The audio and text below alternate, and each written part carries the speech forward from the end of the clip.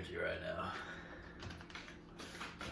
Not even about being low energy. I feel like we have to like find a wave to ride. It's a calmer topic. Yeah, it's a calm, like, we're not gonna be yelling. We're not gonna be super, super loud.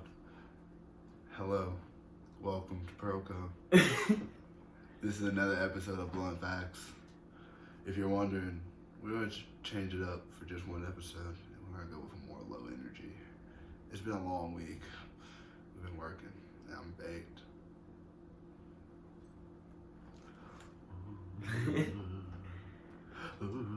So see, I got a mellow question for you today. What do you want to talk about today, Will? We're gonna rate streaming services. One, you can only have one. You can only have two. You can only have three. What are the three you need? What's the one you need? The one you need is Netflix. I don't care what anyone says. Netflix is by far the one you need. Number two, the one you want, Disney Plus. Number three, my personal favorite, Hulu. If you have those three, you're pretty well tapped in to everything going on. I'm actually agreeing with you on the three, but I think I have a different order. Different order? You can go on Disney Plus first.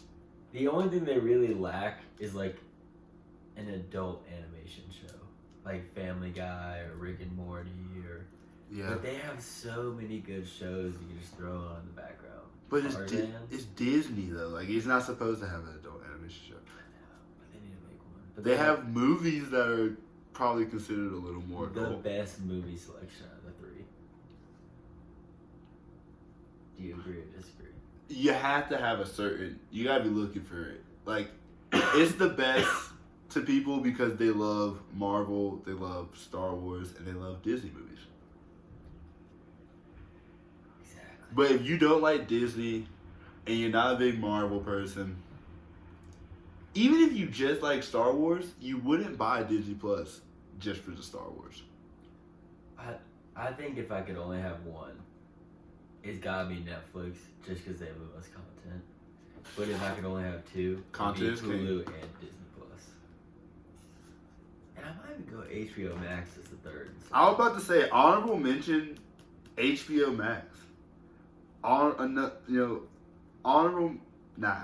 there are no other honorable mentions in my book. Honorable mention HBO Max. A Prime has some good things about them. Now that HBO has Game of Thrones. That's what I'm saying. Like now that you're not watching Game of Thrones on Amazon Prime and you're watching it on HBO Max. Yeah, dude. Amazon Prime, not lit. I mean, unless you have, if you have Prime for the deliveries, by all means. That's a factor about it. That is a factor. But I think, the thing about Amazon Prime is, and this could just be me, as soon as I wasn't getting that student discount anymore, I stopped using it and got my deliveries the regular way. I don't know. Maybe I just didn't appreciate it as much. That's fair. When I'm paying more. Because, I don't order stuff a lot, so why would I pay more to not order more stuff? You know what's crazy? Cable really is just gonna, end. I don't, in 10 years, I don't see there being cable. I see there maybe a cable-like streaming service. But, what is cable? Cable is all this just in one spot. Yeah, but the only difference is you don't have the control, and that is probably where cable is gonna lose out because it's hard to give that many people control. Honestly, I know it's kind of affecting the way TV is going in general. The ability to just stream the full season in a row Like there's like so many shows I grew up on. I just watched every single episode in a random order and eventually figured out the whole thing. Like George Lopez, SpongeBob. Yeah. No idea what the order of SpongeBob is. Yeah, no, and that's the thing. It's the control of it all. Like, you can control exactly where you're at. But I think... I feel like TV is literally heading in a way where it's like, instead of one episode, it's like a long game.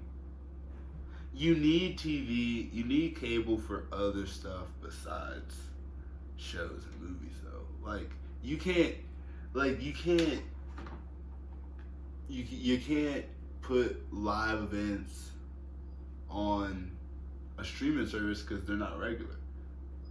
It's always different. Like, even like on HBO, like on Hulu, when you can watch live sports, you're technically watching it through cable. Like you're streaming it through a cable network on Hulu. So I think cable is gonna be like the DVD player. Like you're always gonna need a DVD player because you have DVDs. That's not, nah. Bro. I don't have any DVDs here because I know what streaming services what I would want to watch her on. But you know that if you were to stumble upon a DVD, you would need a DVD player. Yeah. If you saw a movie, if you were going through a thrift store and you saw a movie and you were like, yo, I haven't seen this movie forever. It was $2. In the past.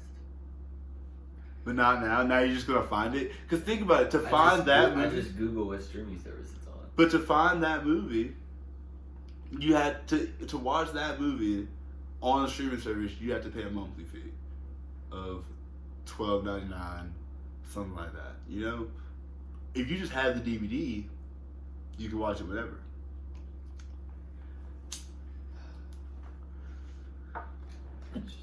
I feel like streaming services are trying to convince us that we don't need specific films anymore. That's what. So they're just getting a lot in one genre and be like, this is enough. No, yeah. Like, cause you know Gonzo, our friend Gonzo has a huge DVD collection. And like, you can go over there and like any movie you want to watch, he probably has. He collects DVDs. And that he's always gonna need a DVD player, no matter how many streaming services he has. Oh my gosh! You good over there, my guy? Whenever I sneeze, I cry. I don't know why, but whenever I do, it happens. It's just like tears. It's probably like some sort of reflex up in here. Might have deviated septum or something. I don't know what it is. Well, like I said, very mellow episode today. But we'd like to hear your thoughts.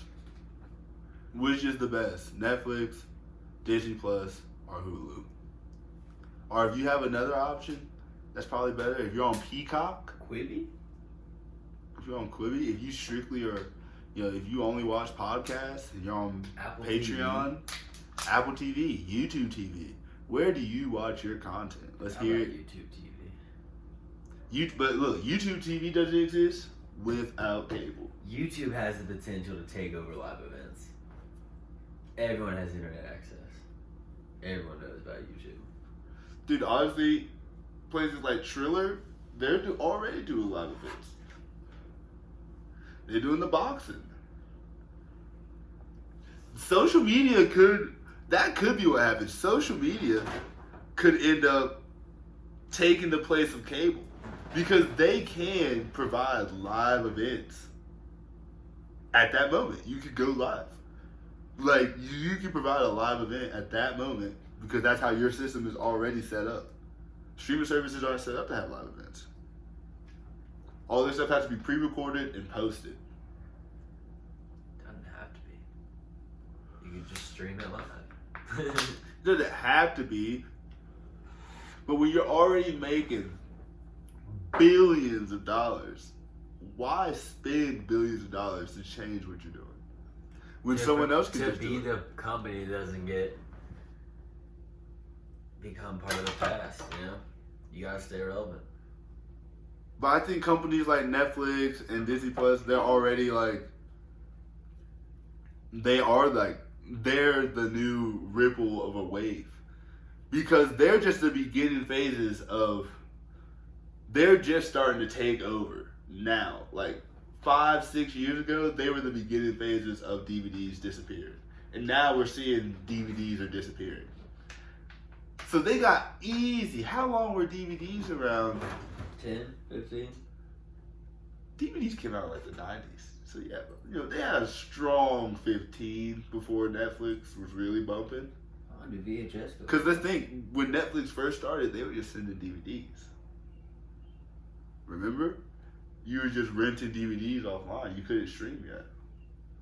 I do not recall that. I was a Redbox guy. They're the ones, Netflix are the ones that really, that started to put Blockbuster out of business. Because why go to Blockbuster when, one, you're not getting VHSs. They're not always going to have the movie you want. You can go on Netflix and just find the movie you want to watch. Get like 3-4 of them boys shipped to your house. And you can just send them back the next day. And it costs you $1 still. And then that's when Redbox started. Redbox had a good little phase there. Those were fun. But they were at the end of the DVD wave. And then Redboxes are still out. You know how they got around it? They started putting video games in that bitch. And video games are never gonna die. And people are always gonna want to get a DVD at the end of the day. Like sometimes people are just gonna want to get a DVD. And you get a video game and you see Love Actually. You're like, yo. You see fucking The Notebook? You're like, yo. I'm about to have a nice night with my girl, and then I'm about to bust somebody's ass in 2K. 24 hours to bust people's ass in 2K. Alright, well, now we're gonna get the episode. I've been hitting the fuck out of that. I apologize. Y'all have a great day. Thank you for coming.